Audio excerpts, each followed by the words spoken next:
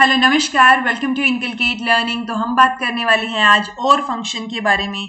इससे पहले हम इफ फंक्शन और उसके साथ साथ एंड फंक्शन की बात कर चुके हैं। अभी हमें किसकी बात करनी है जी? हमें और फंक्शन की बात करनी है। तो देखो, इफ में तो यदि था कि दो कंडीशन दी हुई है, ये ठीक है तो ये आंसर आ जाएगा, दूसरी ठीक है तो ये आंसर आ जाएगा।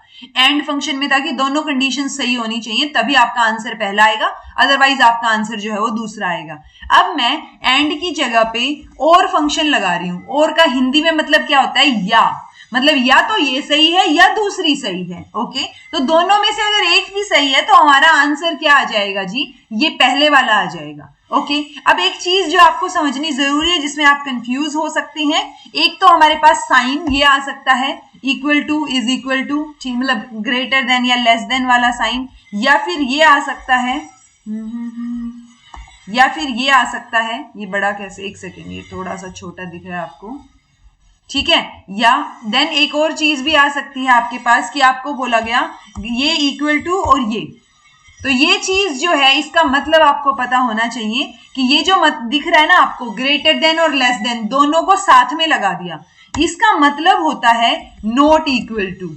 ओके, तो ये कंफ्यूजन जो है आपको नहीं होना चाहिए कि मैम ने तो यही बताया था, लेस देन ग्रेटर देन यही पता है हमें, बट जहां पर भी ये साइन दिया हुआ आपको मिले, लेस देन और ग्रेटर देन साथ में, उसका मतलब होता है नॉट इक्वल टू।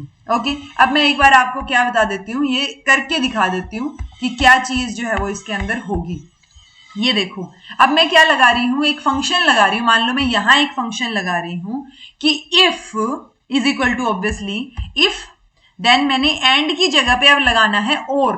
तो और का मतलब क्या हो गया कि वो होता है मतलब यस और नो, ये या ये दोनों में से सही या बताना है गलत, कि एक सही होना बहुत जरूरी है।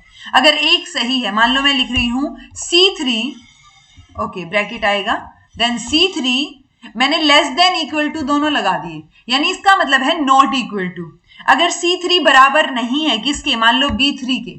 ओके, ये पहली कंडीशन लगा दी मैंने, या तो ये सही हो या गलत हो। दूसरी सिचुएशन क्या लगाई मैंने? C4 जो है वो ग्रेटर देन इक्वल टू हो B4 के।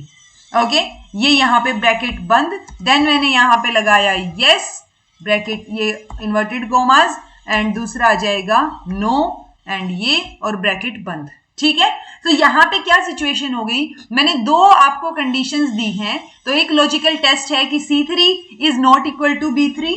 एग्जैक्टली हमें दिख रहा है ये C3 B3 के बराबर नहीं है, लेकिन हमें ये भी दिख रहा है कि C4 जो है, ये जो 77 है, ये B4 से बड़ा है, यानी इन दोनों में से एक चीज तो सही है। तो अगर एक चीज भी सही है तो हमारा आंसर क्या आ जाएगा जी? यस आना चाहिए, मतलब जो पहले लिखा हुआ है ना वो वाला आना चाहिए। तो मैं एंटर प्रेस करके दिखाऊं आपको, तो आंसर आ गया यस। ओके, सो और का मतलब हो गया या तो ये सही हो या दूसरी सही हो, तो दोनों में से अगर एक भी सही है तो आंसर क्या आ जाएगा? यस आ जाएगा। ओके, अगर मैं इसी के आगे इक्वल टू लगाती हूं, देखो equal to C3 is greater than, C3 greater than या इक्वल टू है B3 के, इक्वल नहीं है बट बड़ा है C3, अगेन C4 भी बड़ा है B4 से, तो ये और सिचुएशन लगाई है, तो यहां पे तो दोनों ही स्टेटमेंट सही है, तो आंसर क्या आएगा? यस आएगा। सो बेसिकली दो में से अगर एक भी सही है ना तो आपका आंसर ये पहले वाला आएगा जो यहाँ पे लिखा हुआ है। जैसे ये, अगर मैं यहाँ यस की जगह नो लिख दूं तो दोनों में से एक सही है तो भी आपका नो आंसर आ जाएगा। समझ आई ये चीज आप लोगों को? तो आपको ये तीनों फंक्शंस का पता होना चाहिए, एंड, इफ और। कई बार क्या होता है कि दो कंडीशंस मिला के एक बड़ा सा फंक्शन आपको दे दिया, यानी वो आपको बोलेंगे, पहले तो इफ के लिए दे दिया कि if C3 is greater than equal to B3 करके कुछ, ठीक है, B3 या हाँ ठीक है B3। तो वो सिचुएशन में क्या होगा, पहले आपसे इफ पूछा गया है, सो इफ के अकॉर्डिंग आपको जवाब देना है, देन और के अकॉर्डिंग आपको जवाब देना है। ठीक है जी, सो वो चीज आपको पता होनी चाहिए कि कौन सा कैसे लगेगा।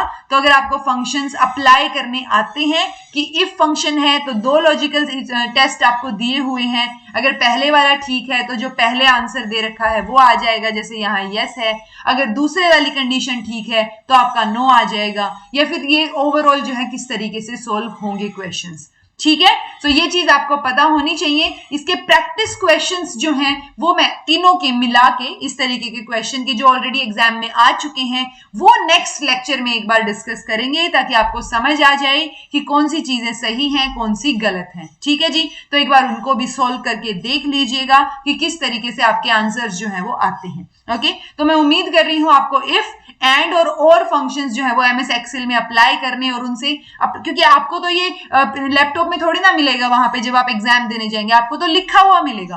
तो अगर आपको वो फंक्शन समझ आता होगा तो ही आप आंसर कर पाएंगे ना, क्योंकि वो फंक्शन अगर एज इट इज लैपटॉप में या कंप्यूटर में लगा दिया वो तो खुद ब खुद आंसर दे ही देगा कंप्यूटर आपका, राइट। तो आपको पता होने चाहिए कि वो आंसर निकल कैसे रहा है मैकेनिकली।